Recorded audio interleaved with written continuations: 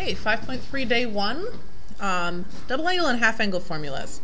I've actually given you these formulas on the second page. They're also on your formula packet on the sheet that says 5.3, because we're now in section 5.3. So these are the formulas that we're going to be using. Notice that the assignment is every other even, 4 through 28, not all the evens.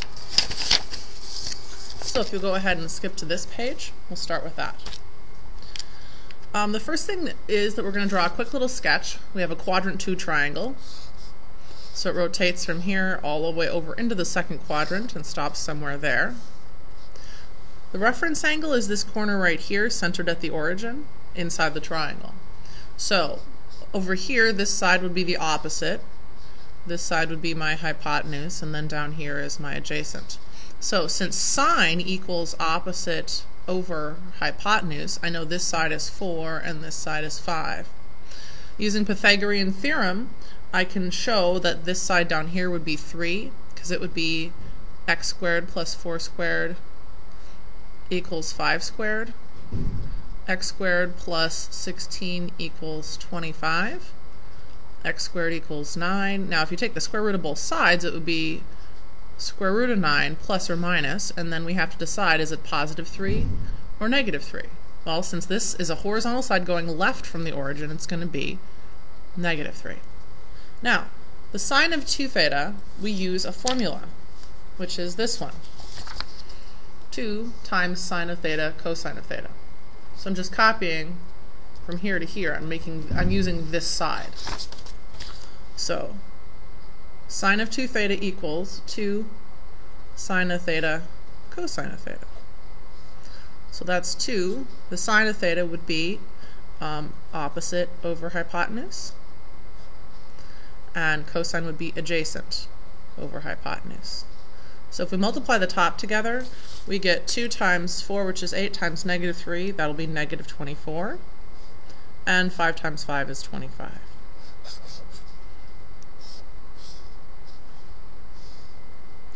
Part 2 is the cosine of 2 theta. We have another formula for that. Cosine squared minus sine squared.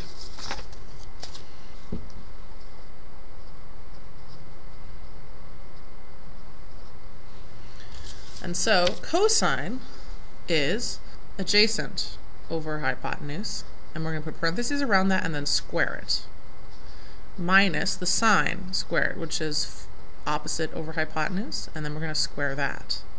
So negative 3 squared is 9, 5 squared is 25, minus 4 squared is 16, 5 squared is 25, which gives us 9 minus 16, negative 7, 25ths.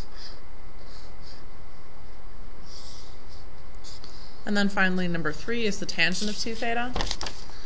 We'll use this formula right here. So that equals 2 tangent theta over 1 minus tangent squared theta. So that would be 2. Now, tangent is opposite over adjacent, so that would be 4 over negative 3 over 1 minus the tangent squared. So on the top we have 8 over negative 3. On the bottom we have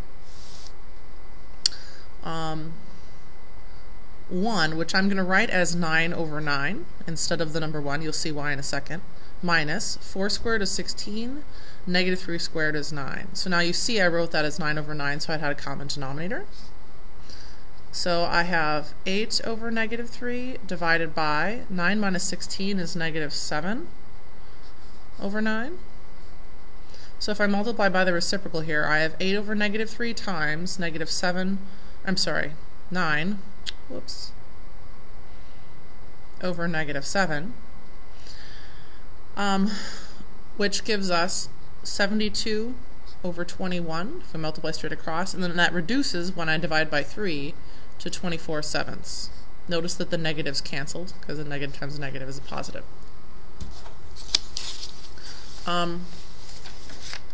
The next page is finding an exact value. You're just basically trying to recognize that, hey, this is one of our double angle formulas. It's actually the second one, the cosine of 2 theta equals the cosine squared of theta minus the sine squared of theta, and you can see that this matches this side pretty much.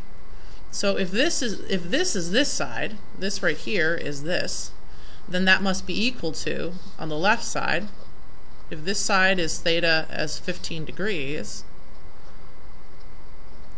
then on the left side, this must be the cosine of 2 times 15 degrees. So if that's the case, we've got something more complex and we can write it as something more simple. Cosine of 2 times 15 degrees would be the cosine of 30 degrees. And 30 degrees is in the first quadrant. It rotates up to here, 30 degrees. Opposite from that is the 1/2. Adjacent to that is the square root of 3 over 2. Hypotenuse is 1. The cosine is always going to be your horizontal side. So the cosine answer is square root of 3 over 2. And then the last example is a verification. Now I've provided you with a few more formulas because there are a couple alternates for what the cosine of 2 theta can be. Here's all 3 of them. Here's the first one from the first page and then 2 more. Okay, so if we're going to verify this, basically what we can do is say, okay, well, tangent of 3 theta is the same as, or sine of 3 theta is the same as the sine of 2 theta plus 1 theta.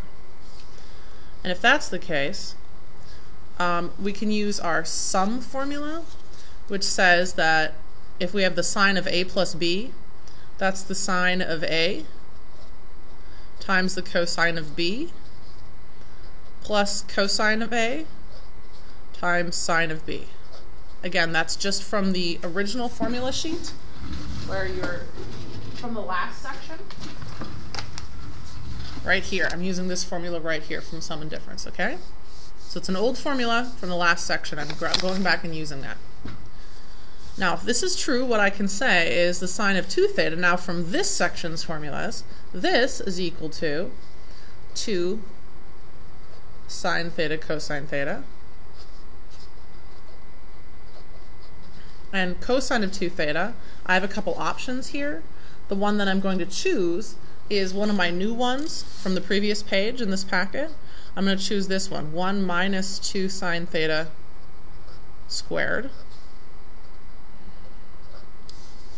And then I'm just going to use the distributive property, or actually here I'm using the distributive property. Here I'm just multiplying through, so I have 2 sine theta, and then cosine times cosine is cosine squared.